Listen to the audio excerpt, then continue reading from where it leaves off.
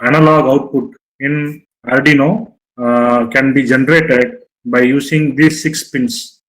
What are the pins? Pin number 3, pin number 5, pin number 6, pin number 9, pin number 10, and pin number 11. So 3, 5, 6, 9, 10, 11. These 6 pins will act as analog output. Analog input we supply by using the 6 pins from the left hand side. So this forms analog input. This is where we connect all our sensor inputs. Analog output means we are able to generate a continuous analog signal at the output. Having said that, these 14 pins are digital I/O pins. They perform both digital input as well as digital output. So how come a pin which is performing digital input and output can perform analog output, which is continuously varying signal? If you ask the question, answer I gave you in the previous class is that these 6 pins are not generating actual analog output. So they don't generate actual analog signal. They only generate a pulse. And we vary the duty cycle of this pulse. Duty cycle of this pulse is changed. This technique of changing the duty cycle of this pulse is called pulse width modulation. This pulse width modulation will give you an average analog output, which is somewhat similar to this, but it is not the exact replica of the analog output. So what we get is only a pseudo analog here and not the actual analog. So that concept that you have to understand, because we are using digital pins for generating analog. So whatever the analog that we generate are not the actual analog, rather they are pseudo analog and not the actual analog. So that is number one. Number two, we also defined what is pulse width modulation. If you have a pulse with certain on period, so this is my T on, this is my off period, T off. So this is my total time period of the pulse, T. So the equation is total time period T is equal to summation of T on plus T off. The duty cycle of this waveform D is equal to of the total time period T, what fraction of that is on period. So T on divided by T multiplied by 100%. So duty cycle is normally expressed as percentage. So 0% duty cycle means, this is duty cycle. 0% duty cycle means on period is 0, off period is 100%. Such a pulse will have a waveform with completely low all the time. 25% duty cycle means on period will be 0.25 times of total T, off period will be 0.75% of total T. So in this case, if you draw the pulse for small duration, it will be on. For 3/4, it is 50% duty cycle means on period is 0.5 times of T, that is same as T off. So in this case, both on period and off period have exact time period. The name of a 50% duty cycle waveform is called a square waveform. Similarly, 75% duty cycle means T on is 0.75% of T and T off is 0.25%. If you draw this waveform, this would have 75% on and 25% of off. And finally, 100% duty cycle means, I will draw it here, 100% duty cycle means T on is equal to T and T off equal to 0. Therefore, the pulse will have always high period. This is high and this is low. So this is how we vary the width of the pulse. Now, what is the formula for generating the pulse? Analog right, analog right.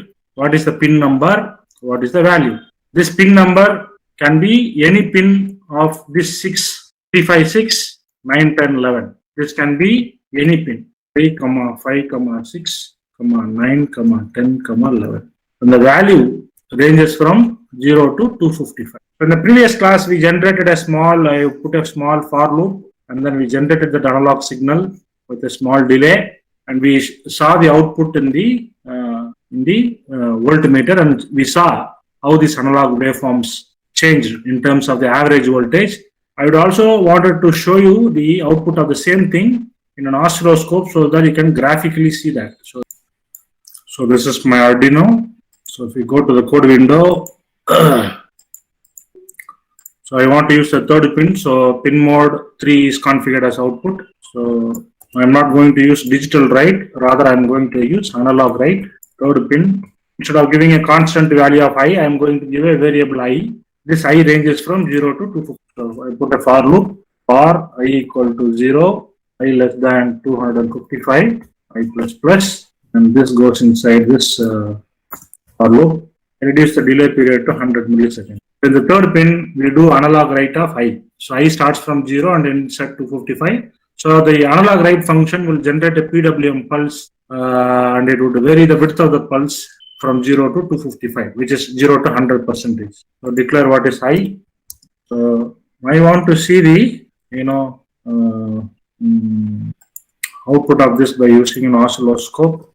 So the negative of this, let us connect to ground, and the positive of this we will connect it to pin number 3. So this is signal and this is ground. So let us start the simulation. Let us change this to 1 millisecond. So I think you can see the duty cycle of the pulse changing. So it is gradually increasing from 0% towards 100%. The on percentage is high now, off percentage is small. So the duty cycle is almost 100 now. So once this reaches here, there is no off period. It is completely on now. So this is 100% duty cycle. Then it starts from 0 again, 0, and then this is nearly 10% duty cycle. So you can gradually see that the on period is high and the off period is gradually increasing and the off period is gradually decreasing. So the percentage duty cycle in this case is increasing from 0 to 100%. So this is what we mean by pulse width modulation. Pulse width modulation means changing the width of the pulse, width of on pulse, thereby the average value of the voltage changes. Okay, so in this case, the average value of the analog value changes from 0 to 5 volts. So if you change the width of this pulse, the average value of the average analog value of the pin changes from 0 to 5 volts. If you want to test the same thing by using a multimeter, you can visually see the value. So this is my ground pin and this is my signal pin. So you can see that the analog value, as the duty cycle changes, the average voltage gradually increases from 0 to 5 volts. This is how we generate analog output. This is not actual analog output, it's a pseudo analog. We use a pulse, we change the time period of the pulse, and then we increase the average value of the voltage depending upon our requirement.